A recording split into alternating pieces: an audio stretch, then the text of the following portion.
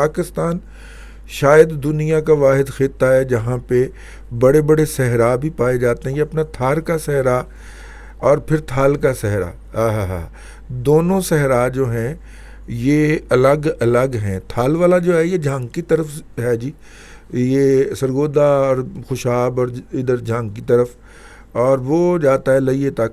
اور یہ تھار کا صحرا ہے ہمارا، اگر ہم کراچی کی طرف رواں دواں ہوں تو ہمارے الٹے ہاتھ پہ ہمارے ساتھ ساتھ چلتا ہے، اور یہ باولپور سے شروع ہو جاتا ہے، رحیم یار خان صادقآباد گھوٹ کی، ہیں جی، اور نواب شاہ تک چلتا ہے جی. یہ اس کے اپنے ایونیوز ہیں جو ہمارے لیفٹ ہینڈ پہ ہوتا ہے جب ہم کراچی کی طرف جا رہے ہوتے ہیں، اور جو رائٹ ہینڈ پہ ہوتا ہے اس کے اپنے پہلو ہیں. جو رائٹ ہینڈ پہ ہمارا تھال کا صحرا ہے جی، وہاں پہ یہ کالا چنا فصل کاشت ہوتی ہے صحرا کے اندر، اور دنیا کا واحد پروڈیوس ہے ہمارا جس کو ہم آرگینک کہہ کے بیچ سکتے ہیں دنیا کو، کیونکہ اس میں دنیا کی کوئی کھاد نہیں ڈالی جاتی، کوئی پانی نہیں ڈالا جاتا. بس کسان جا کے ٹیلوں پہ اللہ توکل بیج بکھیر آتا ہے.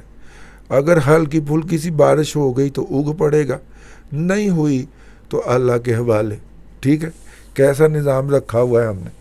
تو وہ تھل جو ہے نا جی، اس کے اندر کالا چنا ہوتا ہے تقریباً 8 لاکھ سے 10 لاکھ ٹن، جو کہ پاکستان کی ضروریات کے لیے کافی ہوتا ہے. میں نے کہا ساتھ میں انفارمیشن بھی ہونی چاہیے. اچھا، اس گرمی سے ڈرتے ہوئے یا اس گرمی سے ہم وقفہ لینے کے لیے پاکستان کے اندر، جیسے میں نے عرض کیا نا کہ سال کے ہر موسم میں، سال کے ہر لمحے ہر موسم دستیاب ہوتا ہے. یہاں پہ گلیشیئرز بھی ہیں، دنیا کے 14 بڑے گلیشیئرز ہیں جن کا پانی پگھل کر ہمارے دریاؤں میں اور خاص طور پہ ابا سین کے اندر آتا ہے.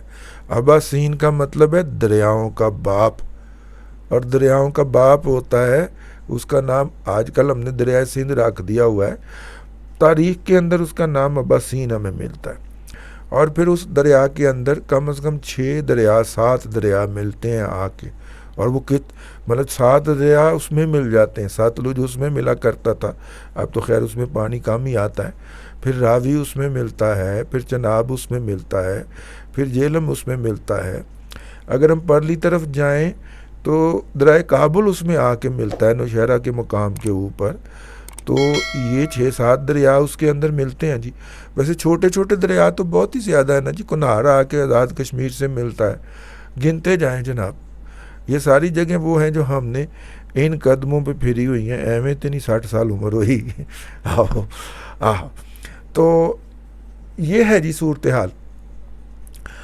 اب آپ نے اگر اس گرمی سے وقفے کے لیے پاکستان کے شمالی علاقہ جات میں جانا ہے، کیونکہ اکثر متمول لوگ جو ہیں وہ جاتے ہیں کوئی ہفتے کے لیے، کوئی 2 دن کے لیے، کوئی 2 ہفتے کے لیے، کوئی مہینے کے لیے بھی جاتے ہیں. کئی تو میں نے احباب دیکھے ہیں کہ رمضان کے روزے جب گرمیوں میں آتے تھے تو وہ سارے کے سارے جا کے وہ شمالی علاقہ جات میں مختلف جگہوں کے اوپر رکھا کرتے تھے.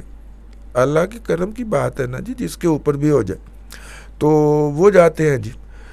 تو ایسی صورت کے اندر آپ کو اگر اللہ تعالیٰ توفیق دیتا ہے ان جگہوں پہ جائیں، وہاں پہ قدرت کو انجوائے کریں.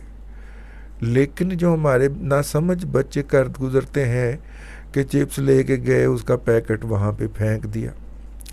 اتنے صاف ستھرے علاقے ہیں، وہاں پہ گند پھیلا کے آ گئے، کاغذ پھینک دیے، ریپر پھینک دیے، ڈبے پھینک دیے جوس والے. ٹھیک ہے، تو گند پڑ جاتا ہے وہاں. صفائی کا اہتمام رکھیں، اور جو لوگ وہاں پہ رہتے ہیں ان کی زندگی اجیرن مت کریں. ان کو صفائیاں کرنی پڑتی ہیں، وہ پھر آپ کے بارے میں اچھے جذبات کا اظہار نہیں کرتے.